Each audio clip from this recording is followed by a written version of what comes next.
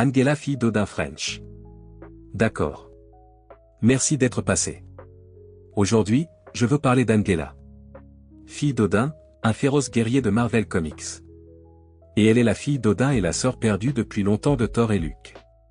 Il n'y a donc aucune explication absurde sur qui elle est maintenant, Angela est tout à fait unique.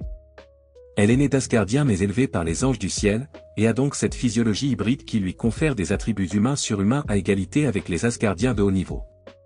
Elle est comparable en force à Thor et en puissance brute globale. Elle a une vitesse, des réflexes et une agilité surhumains qui lui permettent de se battre avec Thor et d'en obtenir plus sur un assez bon terrain. Elle a une durabilité et un facteur de guérison avancé.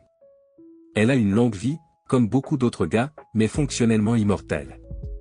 Il ne vieillit pas et est immunisé contre les maladies. Elle est formée comme un ange du ciel et elle est l'une des guerrières les plus meurtrières du multivers. Elle peut vaincre les dieux, les démons et les êtres cosmiques avec habileté et précision, et elle est connue pour décapiter ses adversaires avant même qu'ils ne puissent réagir. C'est un génie tactique hautement qualifié, doté de stratégie et de subterfuge. Elle mène des campagnes politiques et navigue dans la politique et la structure du pouvoir au niveau cosmique. Elle veut quelques armes enchantées, une lame mystique capable de nuire à des entités divines et surnaturelles. Elle dispose également d'un mélange d'armes divines et célestes qu'elle obtient du ciel et a accès à des poches dimensionnelles pour invoquer des armes chaque fois qu'elle en a besoin. Elle a maintenant montré des affiliations très puissantes et, à un moment donné, elle a régné sur l'enfer nordique, lui conférant une autorité sur les morts et des capacités nécromantiques. Elle a vécu une expérience au niveau cosmique en travaillant non seulement avec les Asgardiens, mais aussi avec les gardiens de la galaxie et en travaillant avec les dieux du ciel.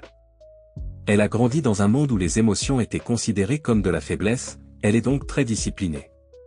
Mais il y a des cicatrices émotionnelles très fortes. Mais il s'agit d'une force globale invincible de Thor. Plus habile, plus impitoyable chez les Valkyries en combat rapproché. Elle est plus brutale que Gomorrah et physiquement supérieure à Loki, elle a donc beaucoup d'avantages. Maintenant, si vous souhaitez ajouter davantage à ce personnage, veuillez le faire dans la section commentaires. Mais comme toujours, likez et abonnez-vous.